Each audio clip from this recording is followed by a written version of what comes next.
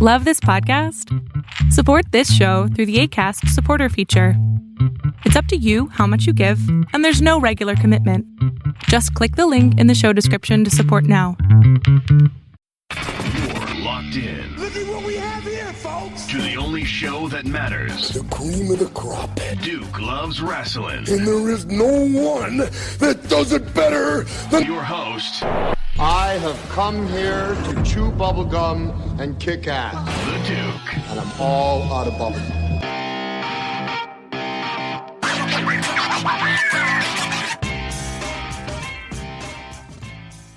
Welcome back to the Duke Loves Wrestling podcast, the show about pro wrestling and everything else. Hello, folks. Listen, I know you've been hearing me complain about this thing for a while now, this heat wave, okay? This heat wave in sunny Boston, Massachusetts. I'm here to admit that we finally did not have a 90-plus degree day, almost 100-degree day. It was actually, it stayed somewhere around the 80 degrees, which is still kind of hot for me because I'm a polar bear, but I'll take what I can get, you know? And hopefully everyone out there listening, you're safe, doing all right. Hopefully the weather is not beating you up too much, you know, all this pandemic stuff. Hopefully everyone over there is doing okay. Folks, I am just completely fired up, okay? I am fired up, Jack. One of my favorite topics, women's wrestling. You know that I am very passionate about women's wrestling. I love pro wrestling, but I love women's wrestling especially.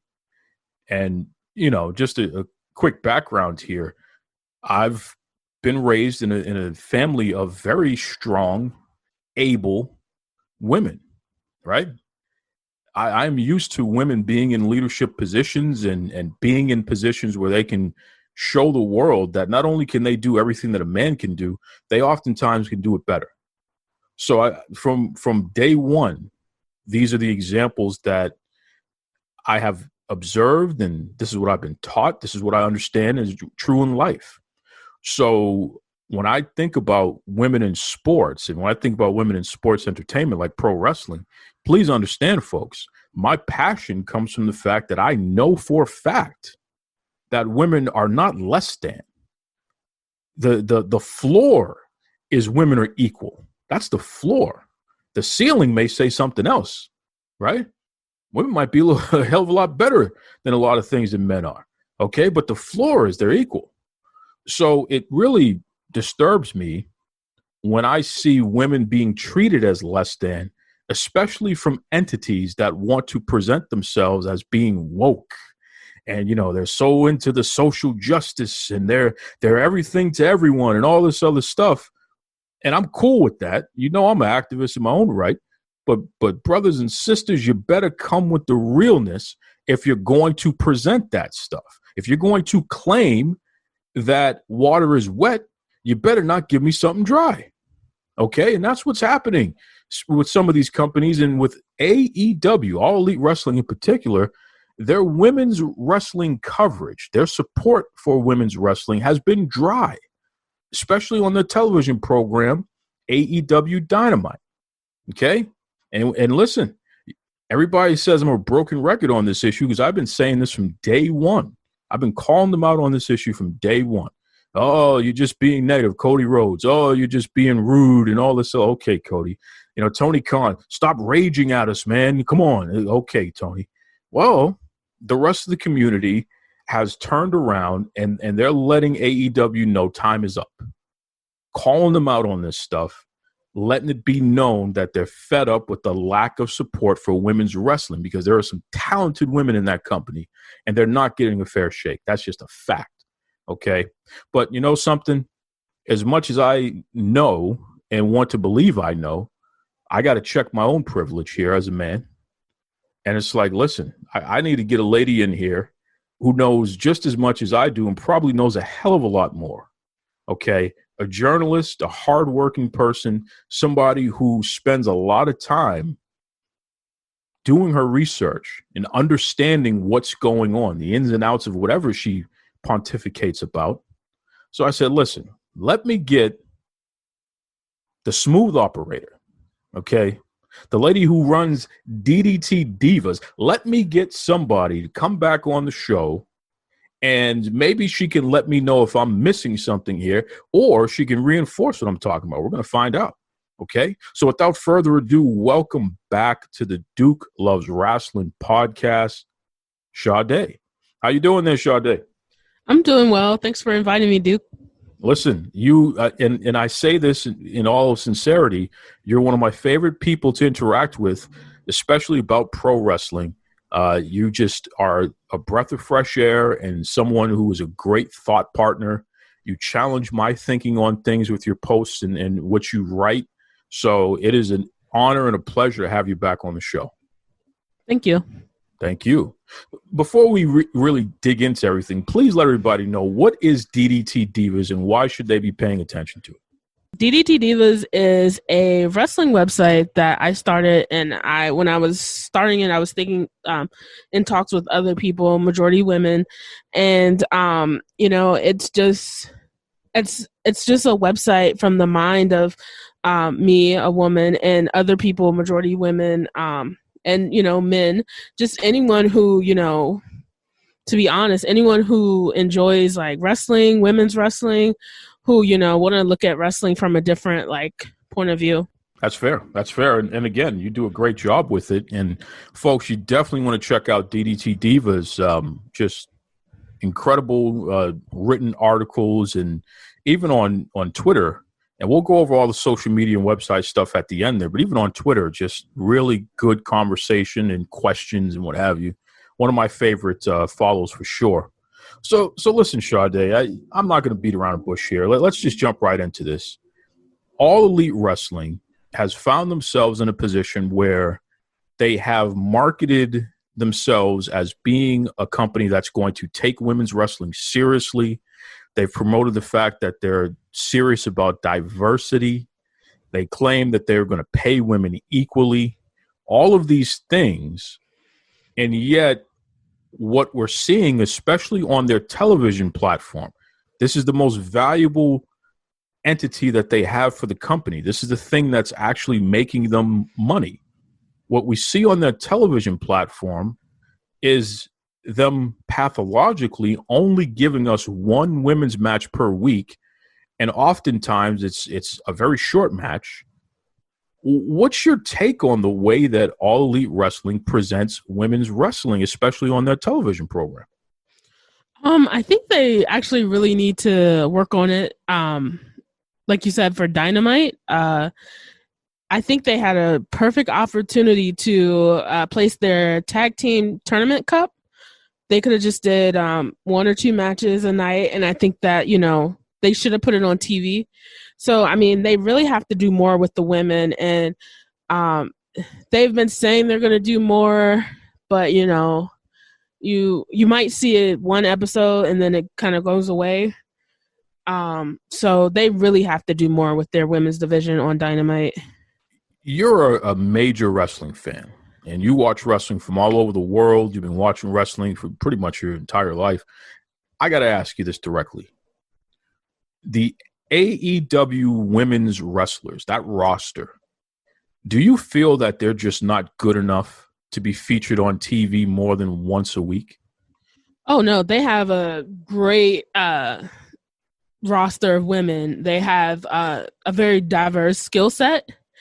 And, they should definitely take advantage of the women that they have. And I know there were some issues with wrestlers being international and with the pandemic. But, I mean, I think that would be a perfect opportunity to try to sign more wrestlers that are domestic. But they have – the talent is there. I just think the opportunity hasn't been given so that these women can showcase.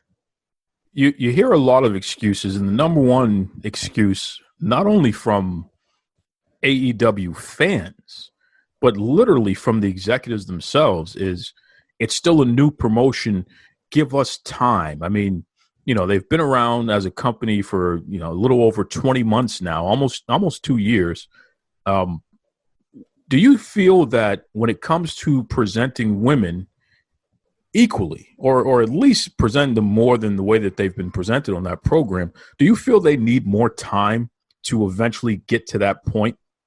I mean, I feel like if they were to take the same formula that they have for their men and apply it to their women, they wouldn't need much time. I mean, for example, if we had a storyline, I think that if we had a storyline with Shida, who is the champion going right now, and then when it gets to a point where they start doing promos and, you know, video packages, I mean, if the men can get it, I feel like the women should also be given that opportunity as well. And I think that's all the women need is just time. And I mean, they're having a tag team tournament cup right now. They could at least let the women maybe, you know, do the drawings on TV and then have the match, or, you know, cut a promo or something, but it's just kind of nothing. I mean, besides, I mean, Dr. Britt Baker, who is probably, she's been given like the best like character and character development and screen time, you know, and Big Swole is her rival. So I think that if they were to apply the men's formula to the women, that it would be good. Like I think they need time to build the division with more women, but right now with the women that they have, they can also be doing things. You brought up their tag team tournament, their women's tag team tournament. So they're going to crown the first ever AEW women's tag team champions. And this is something that, you know, AEW executive Brandy Rhodes, it's something that she said she came up with. And this was her response to people saying that there wasn't enough women's content, that the women weren't being treated right. But they're putting it on YouTube as its own separate web show, and they're not increasing the amount of women's content on AEW Dynamite, their television show. What is this about, in your opinion? I mean, do you feel like Brandy Rhodes is being disregarded, or is it just a situation where maybe folks are not pushing hard enough for the women's division? You know, I can't really say because I haven't been able to talk to anyone there. But, I mean, I feel like being on YouTube can be good. But, you know, why not?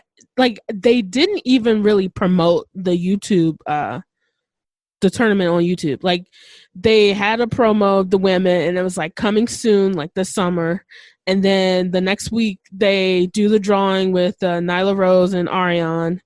And then they kind of mentioned that it's on YouTube. But after that, we didn't really see any like commercials for it or any kind of like social media like promotion. So I really think that, you know, they didn't. What kind of upsets me is that there wasn't even a lot of promotion for the tournament being on YouTube.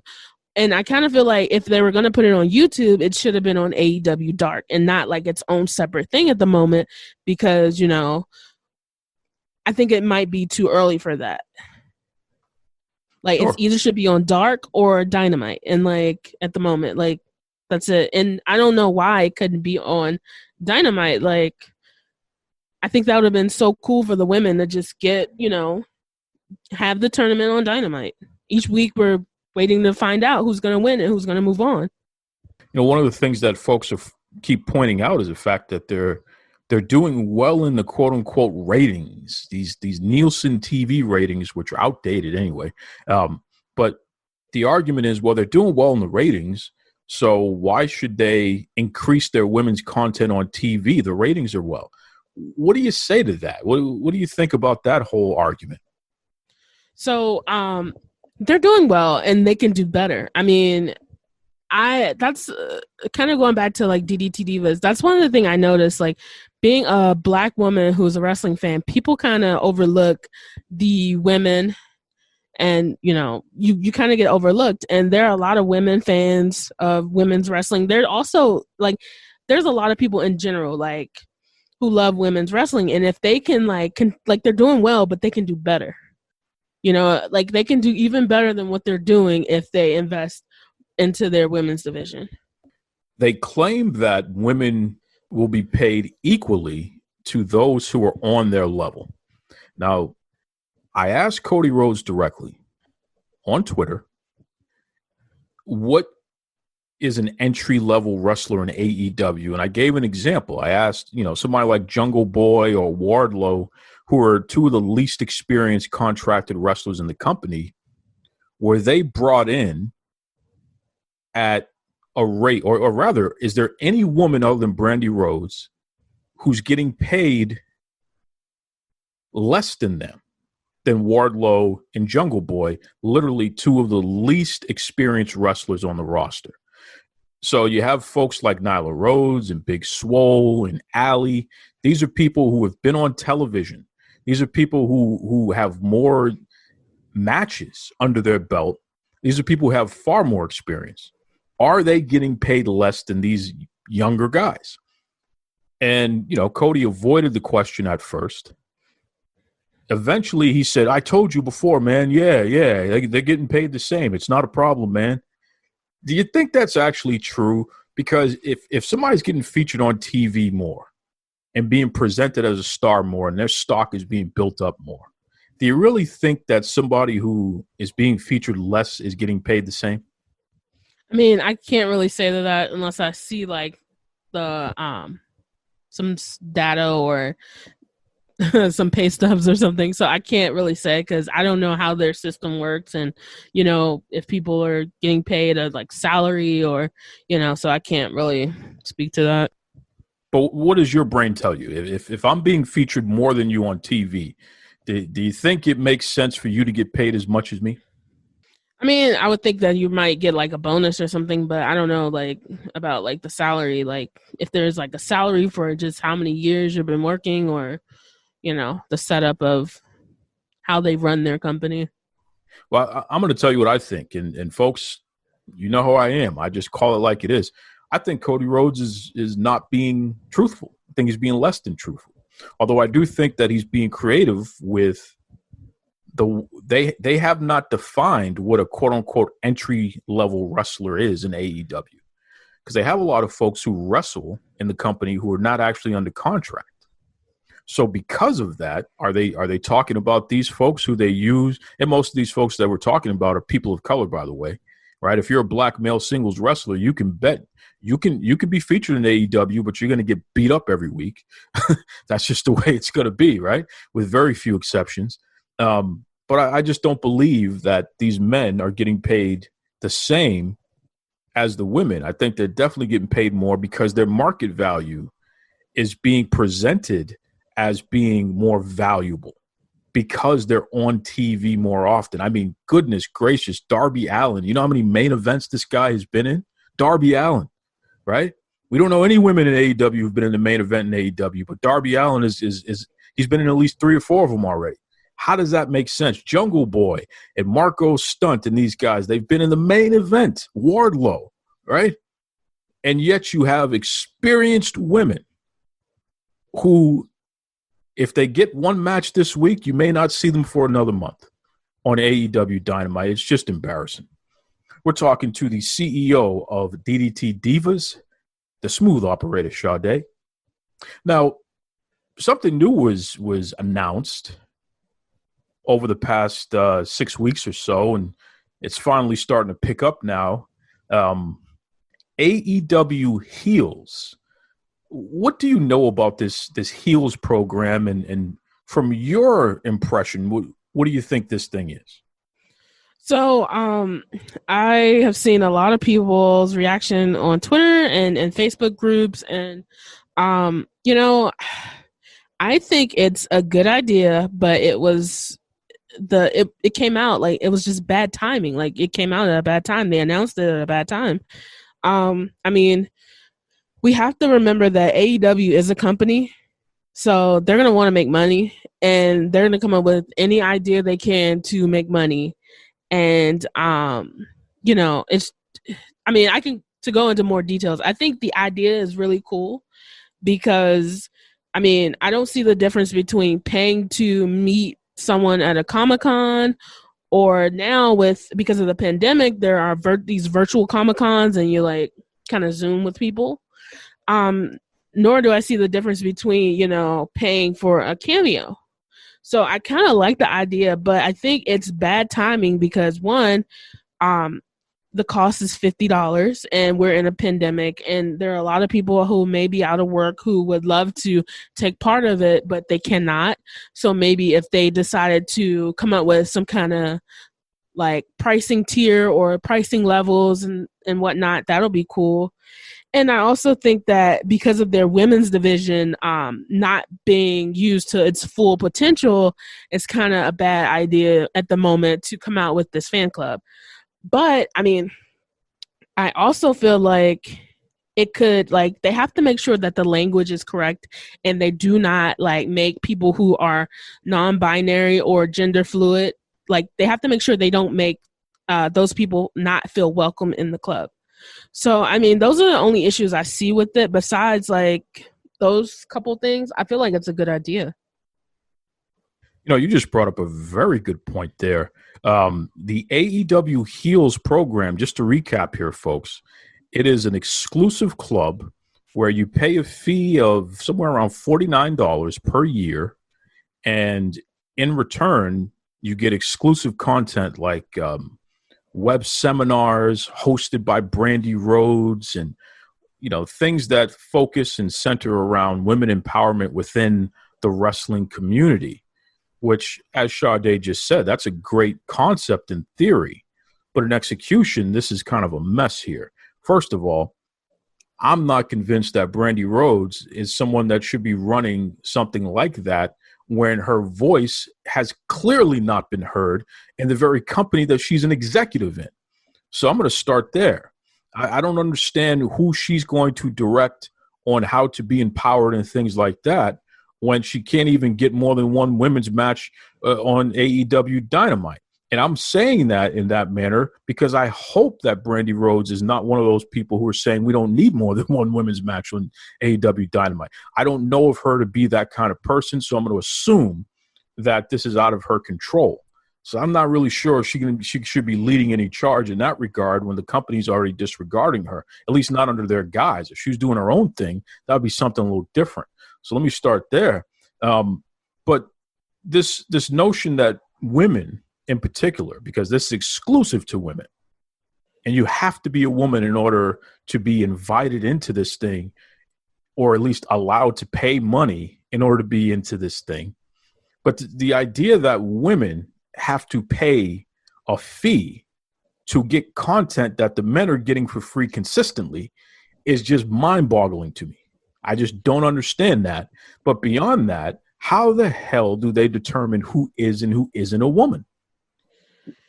Yeah, see, that's where I think that they need to like adjust the language. You know, and as the content, I mean, I don't know what kind of content, when they say exclusive content, I mean, if they mean like a personalized message from like a wrestler or like, those are the things that I'm thinking that are things that we like people can pay for because you do it.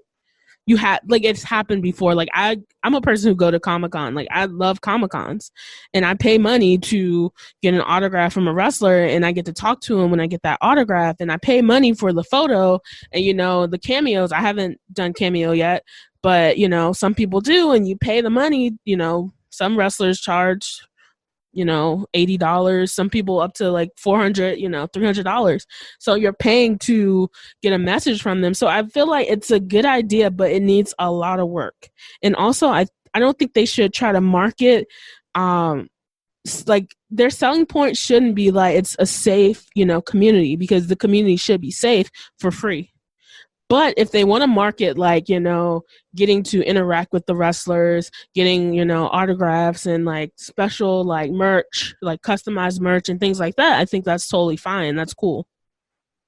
Well, you just brought up another great point, because that's exactly what they've done. They've marketed it as a safe space, a safe community for women wrestling fans of AEW in particular to be able to interact. And Brandy has given examples. She said it's not going to be wrestling content. It's going to be other types of focuses, like her leading focus groups and discussion groups and things of that nature, which, again, is just bizarre to me. But why do you, Sade, have to pay AEW $50 in order to have a safe space, quote unquote, to listen to Brandy Rhodes and other folks talk about empowerment. I don't understand that when they have a company with a guy like Jimmy Havoc, who was accused of some pretty serious things like sexual assault, and they sent him to rehab, and now he's back. So can you really talk to me about a safe space for women when you have talent on your roster with those kind of issues and you let them back? I don't get it. I'm confused. Yeah, see, that's what I mean. Like, they shouldn't sell. Like, okay, so from my background, I understand like the whole like membership thing and associations. You know, like you pay for a membership, you know, to be a part of an association or group. You know, like NABJ, you pay, you're a member, you get like benefits. So I mean, I'm totally fine like with that. You know, but you know, if it's like if you're marketing a safe space, then maybe like that's not cool. But if you're marketing like interaction with like wrestlers, like your women's division, that's fine. You know, like I said, there are things out there, like people do it anyway. Like that's not a new idea. And like paywalls or content isn't new either. But like I want to know what kind of content. Is it like, you know what I mean? Like, is it a, you know, exclusive, like customizable interview? Like, do I get to like join and, you know, talk to a wrestler, to interview a wrestler, you know, things like that? Or, you know what I'm trying to say? Like, I want more information from them. I want them to break it down and tell me, like, you know, is this like more like a fan club, or is it more like a, you know, subscription kind of, you know, like the subscription boxes, like you pay and you every other month or every month you receive a box or something, or some merchandise or some kind of like content, you know? Like I just, you know, I don't want them to like try to sell. Like, I'm not cool with them selling a safe space. But if it is safe and they want to make it a safe, you know, space, that's cool. But I don't think you should have to pay to like, you know, feel safe. Like that should not be the like huge marketing point. Like I want to be able to interact with the wrestlers. I want like merchandise, things like that if I join like a membership group.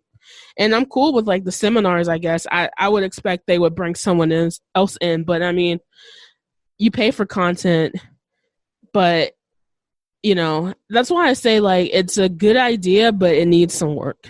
Like it just needs some work. And I think it'll be really cool if they, you know, listen to people and pick up on some of the feedback and, you know, just go from there. Well, I tell you, I think they've had a pretty poor track record in regard to listening to people and the feedback and what have you. I mean, we forced them to respond to some of these things, like the lack of black male singles wrestlers in AEW. They responded and said, oh, hey, wait, we got some things in the pipeline, and we know that we have a problem that we have to solve here, and we're gonna get there. Don't worry, we're gonna get there. This is something that they said back in December.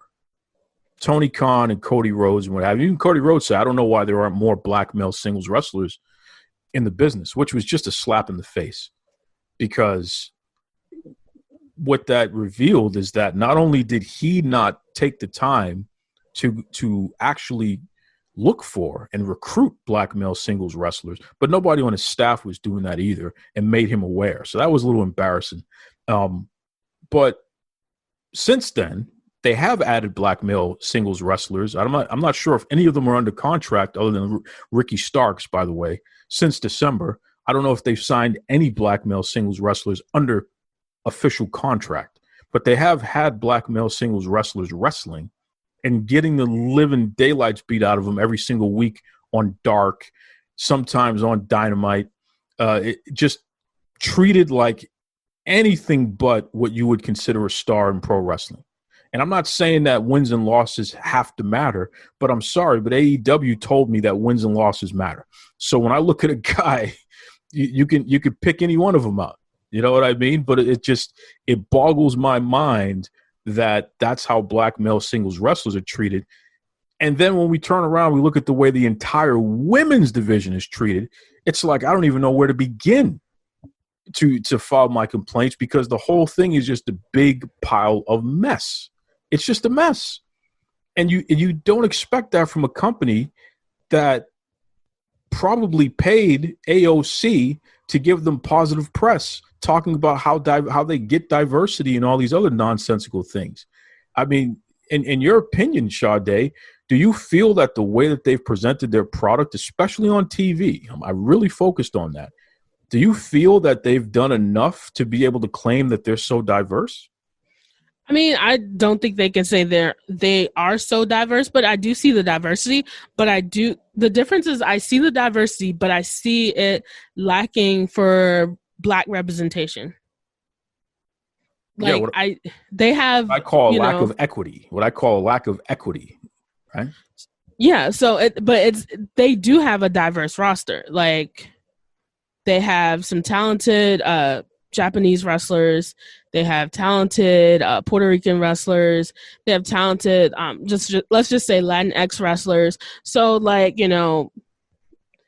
but I feel like they can do better. It's good, but you can do better. And I think the weakest point is the Black representation in the men's division. The women, they have Big Swole, Nyla Rose, Brandy, Awesome Kong. So, I mean, they can still do better there, and Big Swole is like on TV. She's one of the women who do get some TV time, but, and Brandy is in a good spot. But, I do think that there's diversity and there can be more diversity. There's never a point where you can say that's enough, like, diversity and inclusion. Like, but they can definitely do better. What are your thoughts on the way that they've presented Sonny Kiss? Because, it's really interesting when you take a look at Sonny Kiss. Here's this talented, incredibly built wrestler. I mean, if you were going to build a prototype for a wrestler, especially in 2020, you got somebody that has a background, and clearly there's some kind of gymnastics or cheerleading or something. Just incredible shape, quick, agile, educated, so can cut a great promo. Has a great entrance. It's fabulous and flamboyant and bright. People can see what's going on here. It's not boring. It's not dull. Sonny Kiss has all the tools. And oh, by the way, part of the LGBTQ plus community, which can never have enough people on TV, enough representation, because there's somebody out there who can tune in and say, wow, finally somebody who represents me. I want to be like that. If I see that person there, that means I can be that as well. So Sonny Kiss just has all the intangibles, and yet they barely do anything with the guy. What do you think about this? Yeah, I feel like they need to do more with Sonny. Sonny is the future. He's also like the now, the present. He had a really great match with Cody on Dynamite. It seems like they're doing some tag team stuff with him and Joey Janela because they had the promo on TV, which I thought was a really cool promo. Vignette. It was a vignette of them like at the gas station and like they're fighting these guys. But yeah, I mean, I feel like they can do so much with Sonny. And it looks like they're doing tag teams. Like I think AEW is really going down the like heavy tag team route. Like there's so many tag teams. So, but definitely Sonny is the future and he's the present actually too. He's a star. For sure. And it's a bizarre way to present. You have a diamond there and you're treating the diamond like it's a wood chip. And I don't get it. Because it's not as if they're doing any. You have a guy like Scorpio Sky, another black male wrestler. You put him in a trio, okay. Well, he's a tag team wrestler. He's a trios wrestler. Well, no, Christopher Daniels, who I have a lot of respect and admiration for, by the way. Christopher Daniels had more singles matches than Scorpio Sky for the first year. So it's not as if you couldn't have put Scorpio Sky in a position where he had more singles matches. You just chose not to. And there's no lack of talent there. There's no lack of promo ability. You saw that promo he just did the other night on Dark. Mm-hmm. Scorpio Sky is another one. Incredible body.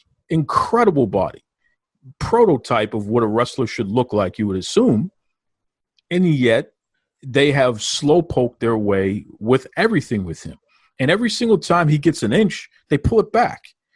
Okay, he had a little program with Jericho for a very short amount of time, which happened because we kept putting the pressure on AEW, by the way. Make no mistake about that out there, folks. It's because of the pressure we put on them that they took a black male wrestler and put him in the ring with the champ, right? And then after that happened, we had nothing else from him until recently. Nothing else. He was back doing tag teams and doing basically nothing. So now suddenly he's going to challenge Cody Rhodes for the TNT Championship, right? Another cold match. No real storyline behind it, just a cold match again. Is this what we want? I mean, I feel like Scorpio Sky is getting the slow build. Like, for some reason, I mean, me personally, I think it's just a slow, like, you know, build because he was, like, one half of the tag team champs. And so I feel like he had the match with Jericho. And what they're trying to do now, I mean, I could be wrong, is that, you know, he was there and he dropped off and then they sent him to Dark. And he's like, what, is he undefeated on Dark? Like, he's been winning on Dark, like, every week. And now he's back to challenge Cody. And I noticed something, too, about the TNT championship. I feel like there's not much, like, story going. It's just kind of like an open challenge kind of thing. Like, people challenge and they defend. But I definitely think Scorpio Sky has a future, and I feel like it's coming soon. I do feel like it might be a slow build, but he'll have his time. Well, I sure hope so, because, again, that's just a talented person, Scorpio Sky, who deserves a lot more than what he's been given. I mean, you look at a situation where he gets a slow build, but guys like Darby Allin and Jungle Boy and Wardlow, they don't get a slow build. They're just out there being presented as the greatest thing since sliced bread, right? It boggles my mind. It really boggles my mind. And there's nobody on the face of the earth who's going to look at Jungle Boy or Darby Allin and then look at Scorpio Sky and say, I'm going to pick anybody but Scorpio Sky. It's just not going to happen, right? That he looks like a wrestler. I mean, I'm not one to say, like, someone doesn't look like a wrestler, because I feel like anyone who wrestles looks like a wrestler. Like, I feel like his time is now, though. I feel like I feel like all three of those guys can be champion, to be honest. But I do want to see Scorpio Sky, and I feel like the slow build will help people, you know, relate to him more, and I think it'll help him get over more. You know, like, I think they're going for, like, kind of like the underdog story. That's what it feels like to me. Like, he's the underdog, and he's gonna, you know, win. Can you imagine a guy in that kind of shape with the amount of experience that he has, who's been on WWE TV, needs to be an underdog in any story? It's just fascinating. It's fascinating. I mean, wrestling companies love their underdog story. I mean, I felt that way about Daniel Bryan, too. Like, I felt like because of his work outside of WWE, he should not have been put in that whole, like, underdog, like, story. But, yeah. Daniel Bryan was the smallest guy in the company, so you can understand him being an underdog. You know, see, I don't look at size. Like, I think anyone who's a wrestler can be a champion. Like it's skill based and not like size. I know a lot of people do say, like, oh, like, that person is small, but I'm more of a, like, you know, the skill based kind of person. Like, if you're a wrestler and you're skilled, you can do it. There it is. Sade, the glass is always half full with her. That's for sure, folks. You can count on that much. That's right. Hey, let me ask you something here. When you take a look at the other wrestling programs, you have Impact Wrestling on Access TV, you have Raw, you have SmackDown, you have NXT. These are all the top wrestling programs on American television other than AEW Dynamite. Every single one of those other wrestling programs, for the most part, there are some exceptions here and there, but for the most part, 9 times out of 10, there's going to be multiple women's matches and segments on their programs. 2 hours, 3 hours, doesn't matter. Even NWA Power, and they were running every week, 1 hour program, you'd get multiple women's matches more often than not. When you see something like that, does it make you wonder what's going on with AEW and why they only give us one women's match per week?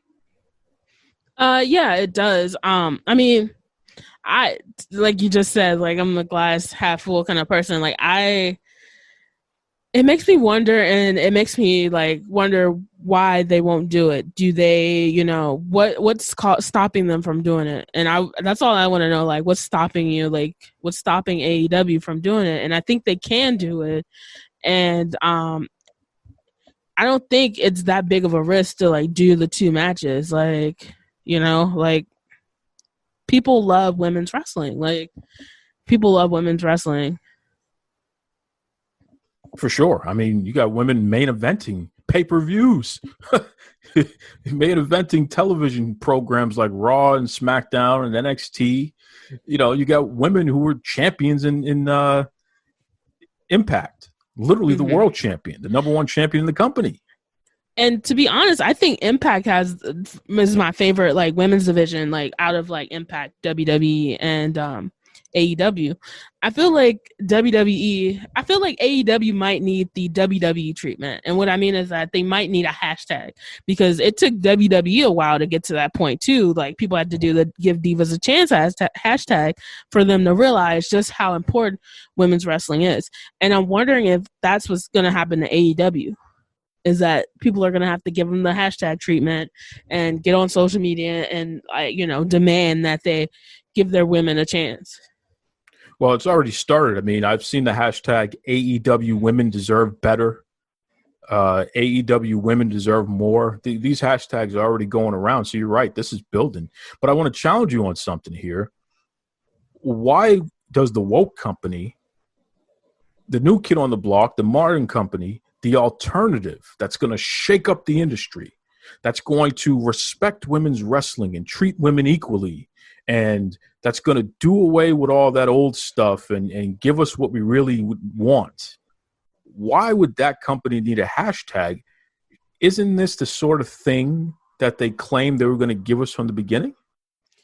See, I never really got that kind of vibe from them, but I'm like that with everybody, because I know people say they're going to be diverse and inclusive, and they don't. Like, there's so, like, I'm sure you realize, like a couple months ago, all these companies were putting out these statements, Black Lives Matter, and, diversity, inclusion. But I guarantee if you looked at their leadership and their staff, there probably weren't like that many Black people on staff, especially in a leadership position.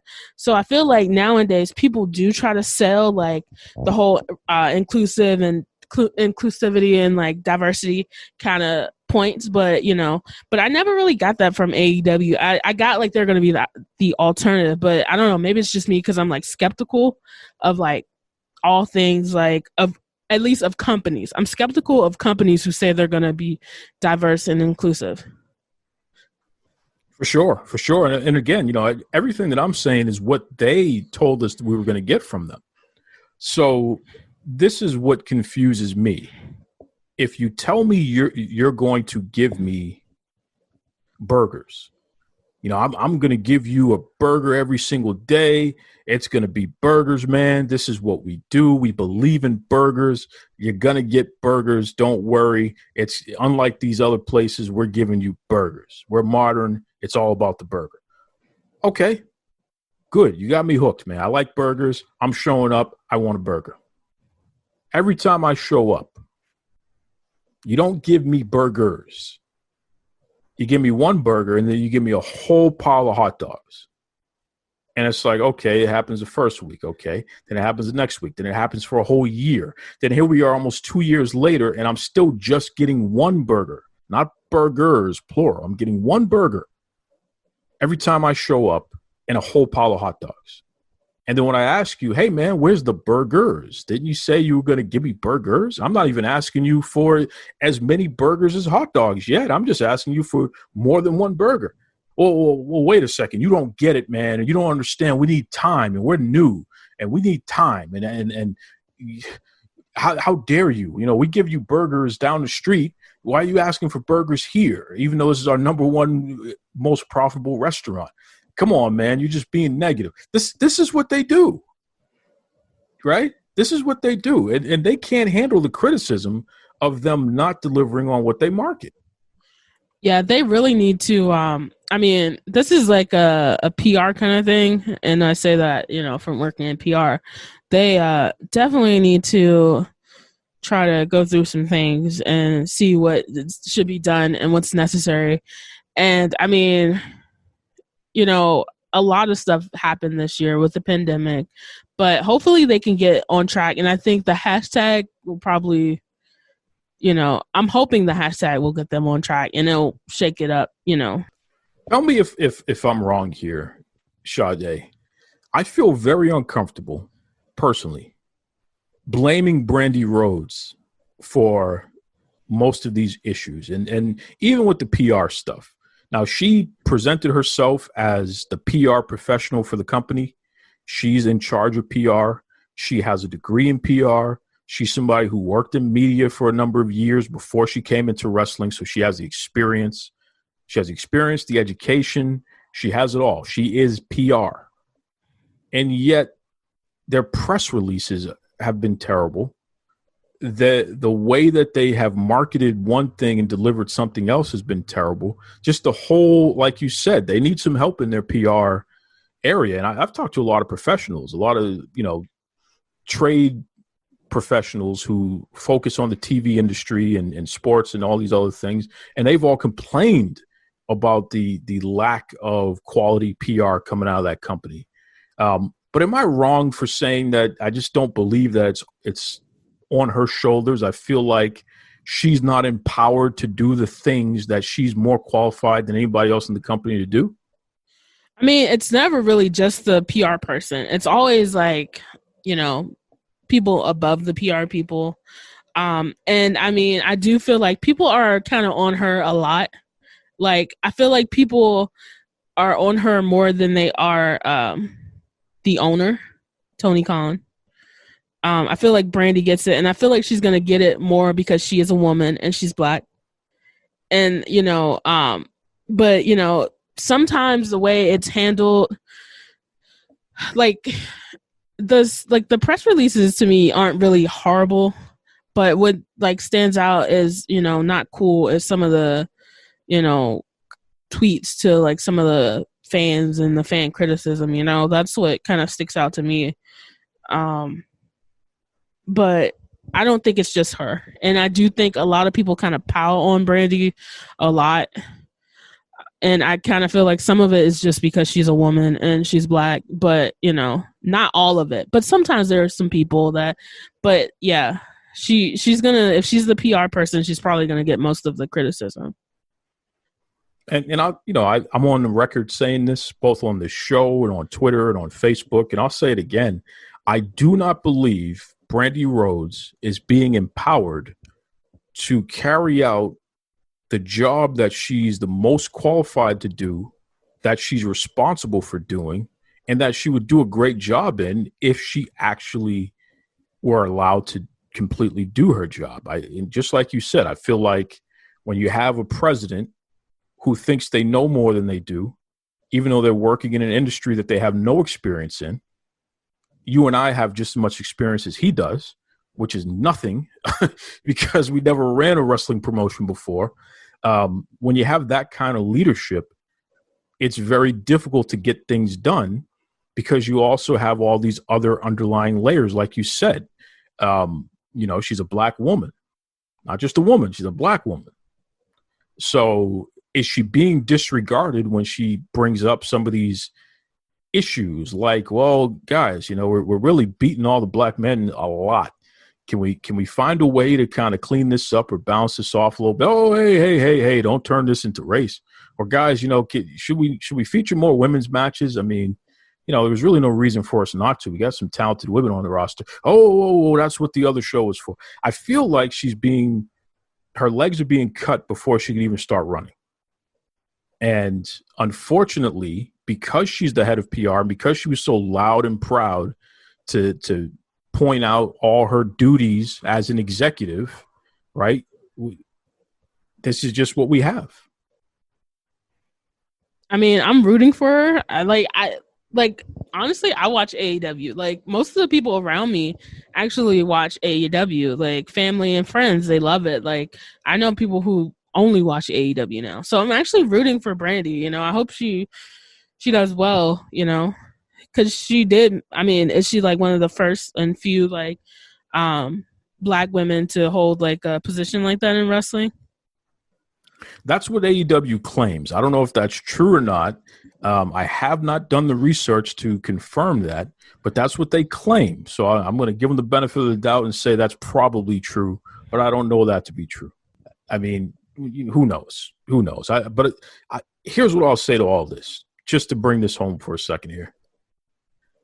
I am rooting for the concept of a wrestling company to come in and to provide the things that are missing from WWE. And I feel like, unfortunately, Impact Wrestling and NXT, which is technically a WWE property, I feel like they do far more in terms of getting away from the traditional WWE style than what AEW does, despite the fact that AEW has exclusively marketed themselves as being an alternative.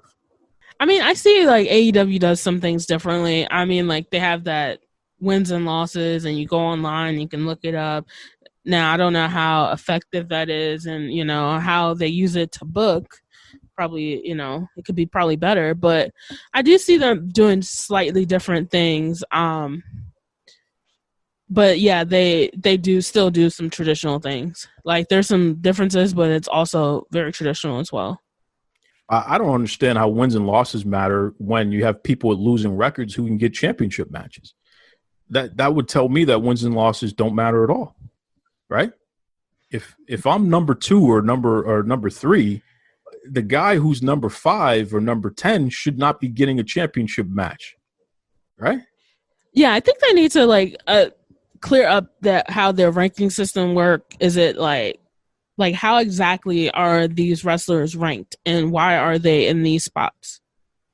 Like, I feel like there's a lot of like explanation that needs to be like, that needs to happen, you know, for people to understand like why does this ranking matter? Why do a record matter? You know, why does wins and losses matter? You know, how do you make their, you know, they have like the weekly ranking, like how do you get on that list? You know, there's some work to be done. I think they have a foundation, but there's some work to be done. And that's with everything in life. There's always more work to be done. For sure. For sure. Let everybody know once again, please, Sade, if they want to check out DDT Divas, not only the website, but all the social media, they want to get in touch with you. I know recently you've started really ramping up and you're doing more interviews and things of that nature too, which is really, really cool. And a lot of people in the wrestling industry listen to this show. So please let everybody know how they can reach you and check out all your stuff. So the website is www.ddtdivas.com. And social media, I'm on Twitter, Facebook, Instagram, and YouTube. And it's just DDT Divas. DDT Divas. So the handle is the same on Twitter, DDT Divas, Facebook, DDT Divas, Instagram, DDT Divas. And also there's a Discord. So if you want to join like the Discord chat, that's cool. So her name is Sade. She is the smooth operator over at DDT Divas. Thank you once again for coming back and educating me on my own show, Sade. You're welcome. I enjoy having chats with you. It's always cool. You see that, folks? She enjoys having chats with me. Sade is one of the few people on the face of the earth that will admit that she enjoys having chats with the Duke. That's right. That's right. Because you'll get heat for that. You know, these AEW fans and these WWE fans, anytime I start pointing out the truth and the facts of what's wrong with these companies, their fans get all upset and then they start yelling at me online and cussing me. One of these days, I'm going to read some of the private messages I get. I got so many people who give me their personal addresses and demand that I meet them there for a fight, including some people who work in wrestling media, which is very odd, by the way. Some of you guys need to take it easy there. You know who I'm talking about. Take it easy. I'm praying for you. They're going to get upset about that too, that I'm praying for them. But anyways, folks, I just want to say, if you have a voice and you care about something, please use it. Be the voice for those who can't speak up. We're living during a pandemic where employment is very tough, and pro wrestling is already a very finicky business when it comes to employment. The power is 100% in the hands of the promotion. If you can speak up on behalf of these wrestlers, if you can point out that women deserve a better shake than what they're receiving, that people of color and black male wrestlers in particular deserve a better shake than what they're receiving. If you can use your voice to bring these facts up and keep the pressure on to help bring about change, then you're doing a major service. I can't tell you how many wrestlers reach out and thank me and thank others for speaking up on their behalf. And they can't publicly say anything because they might get blackballed or fired or God knows what. But they appreciate when people are genuinely sticking up for them and saying enough is enough, treat them better. Because who doesn't want to be treated better in their place of employment? Why would I ever feel like I deserve that and no one else does? That's ridiculous. So please use your voice, support pro wrestling like you claim you do by speaking up on behalf of the wrestlers. Please. That's right. I want to thank Sade at DDT Divas once again. One of my favorites, man. And you heard why. She's fantastic. Puts me in my place, but she's fantastic. That's right. Okay, folks, I'm going to get out of here. Join us next week. I'll have another great guest. Until then, be kind to yourselves. Be kind to others. I'm really going to stir up the AEW faithful like I always do. Take it away, Tony Schiavone.